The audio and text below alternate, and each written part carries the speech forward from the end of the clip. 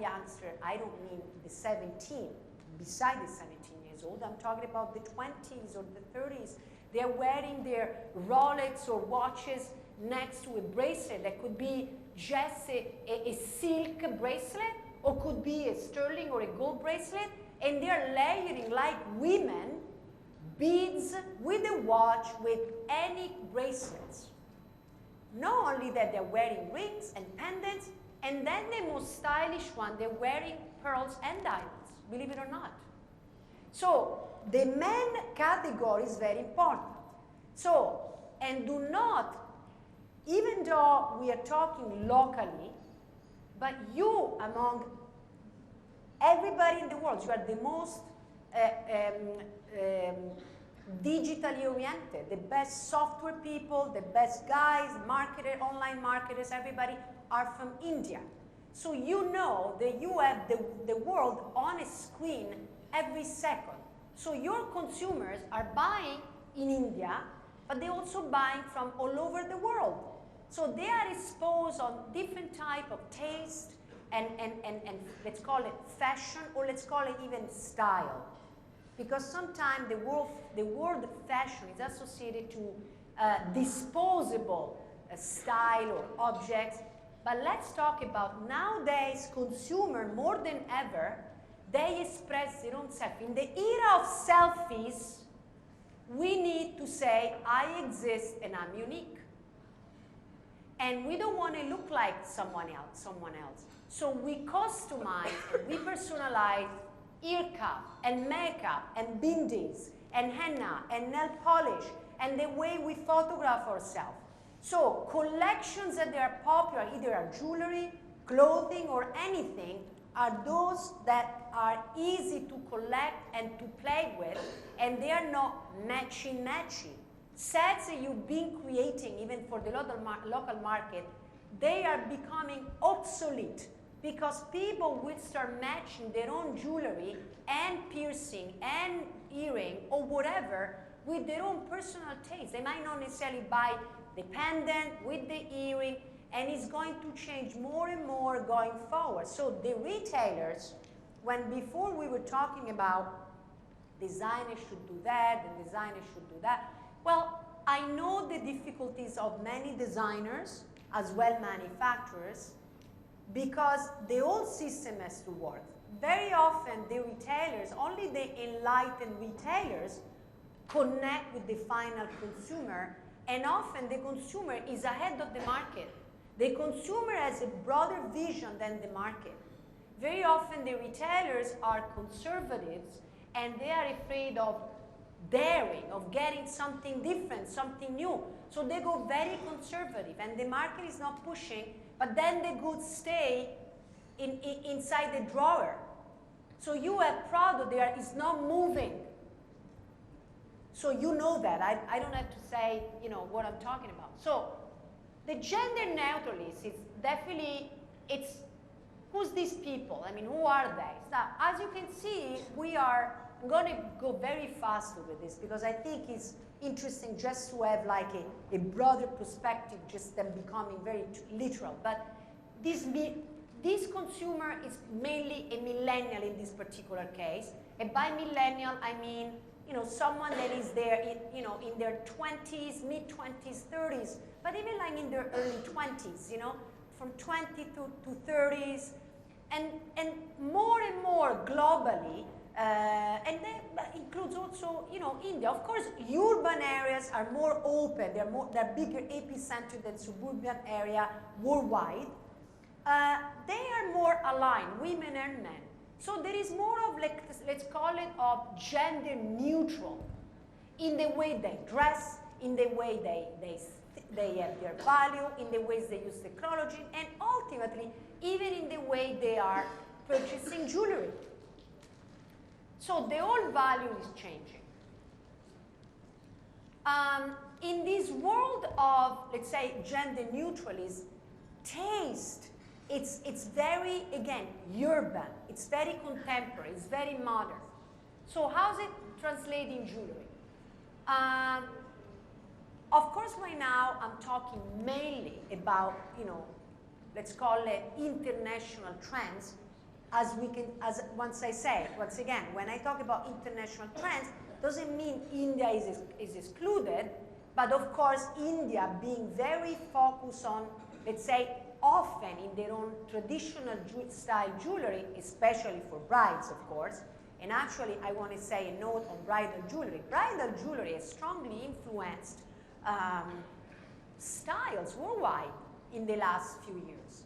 Ear cuffs mainly come from India heritage, jewelry heritage. The ear cuffs that became extremely popular worldwide.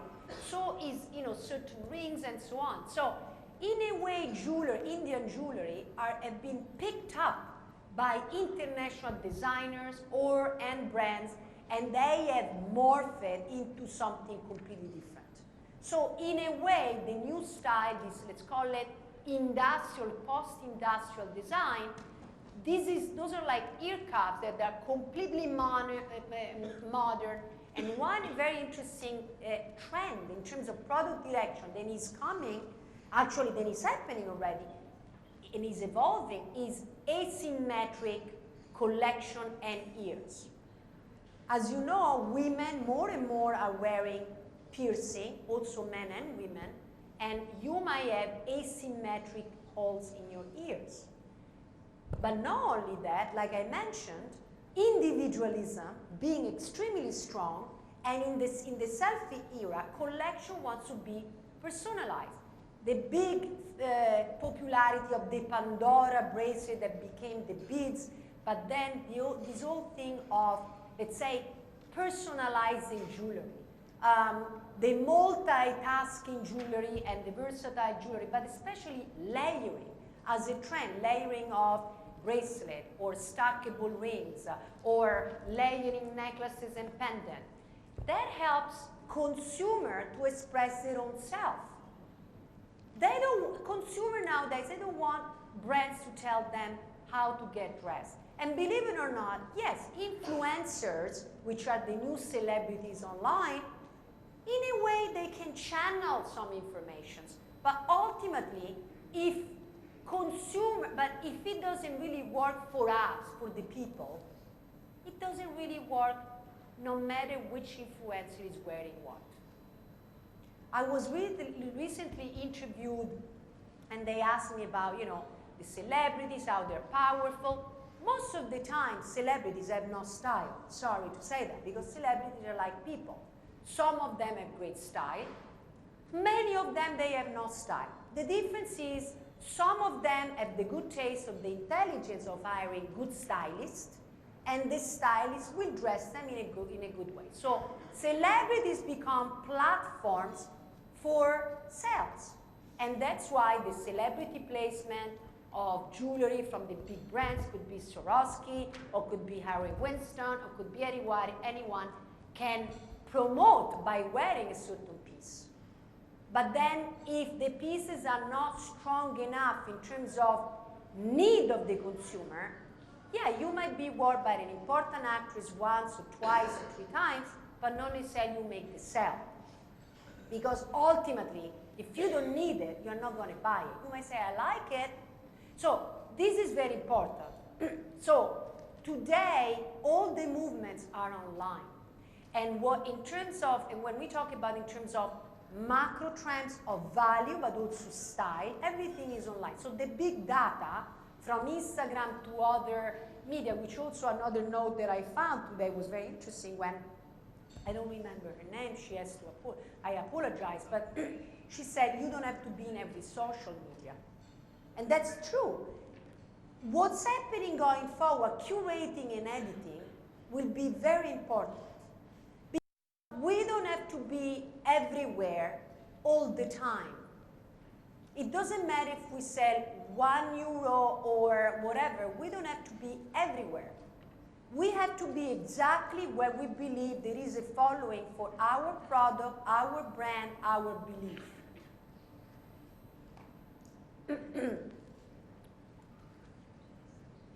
Very important, this is like going back to asymmetry, imperfection, or I am perfection. This concept of imperfection stands for being unique. Beauty is no longer about being classically beautiful, but in being you. I am perfect. I'm imperfect by being, and I'm perfect because I'm imperfect, because I'm unique. And this imperfection translates into product. We heard brutalism. There is this thing of, you know, in fashion, in architecture, brutalism. Again, asymmetry. There is this kind of celebrating uniqueness. Even in beauty trends, there are new ways of expressing beauty. Not even all the models are longer taken just because they are pretty in a classical way.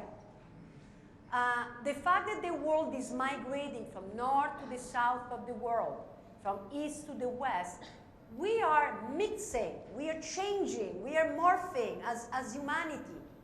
And there are new forms of beauty. It's very blurred, the line of if we are Indian or Italian or what are we? Soon the world is going to morph more and more, and this concept of classic beauty is already changing. And even the whole aesthetic codes are changing.